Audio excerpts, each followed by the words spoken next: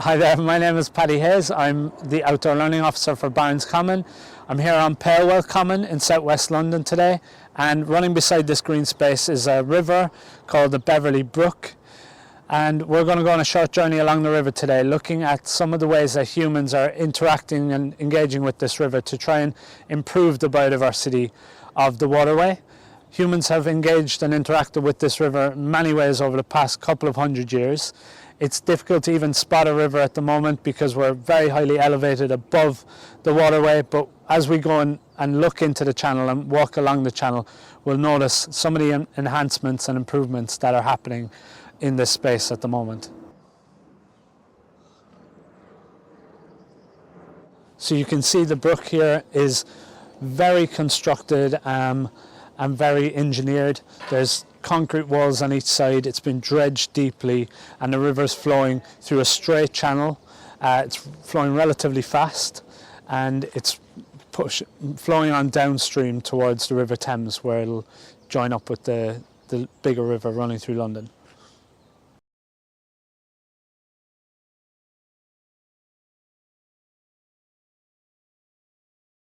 The name comes from bever for Old English for beaver and lea for meadow. So this would have been the river flowing through the beaver's meadow. So there are currently some conservation works ongoing in this river, the purpose of which is to introduce or reintroduce some natural features to the river like meanders, islands, flow diversity of the water, so riffles and pools, to increase the biodiversity, increase the diversity of habitats on this river.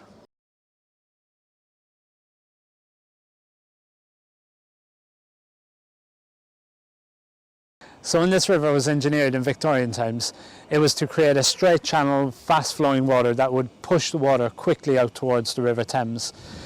When they dredged the river and banked up the material beside the river, they would have planted alongside the river to hide it from view because it wasn't very clean, it wasn't very picturesque. But one of the big impacts of that is that there's been a lot of shading on this river. So if you can see the opposite bank here, you notice that there's not a lot of bankside vegetation. So an effect of these exposed riverbanks is that when there is heavy rainfall, some of this material will get washed into the river channel, and the river will fill up with muddy sediment. This sediment covers the riverbed and prevents fish and other invertebrates from spawning. So to try and reduce the impact of this shading, the team at Barnes Common have been removing some of the invasive species, some of the evergreen species that shade this river heavily and prevent that in-river vegetation from growing.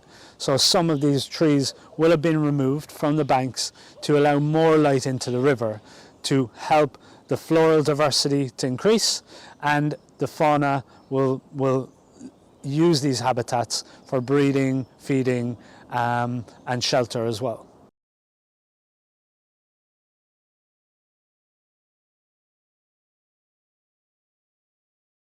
So we hope the effect of the work that's happening on the Beverly Brook today is to enhance and increase the biodiversity.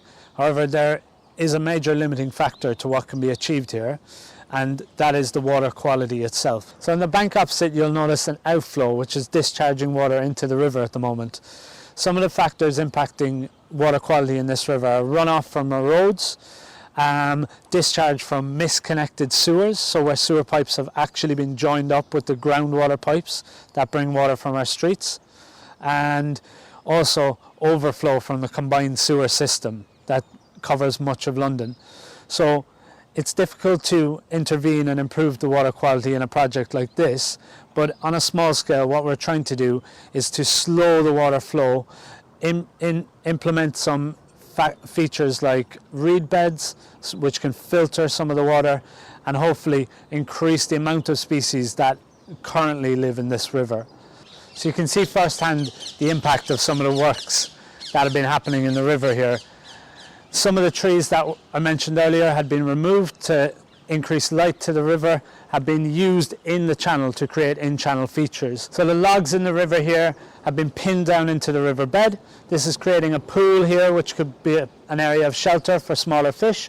And beyond that, the fast-flowing water is clearing out the sediments from the gravels on the river bed. So those clean gravels could now be spawning grounds for fish and other invertebrates. The material that has been collected from along the river banks, cleared to allow light in, has been used in the river to create these in-channel features.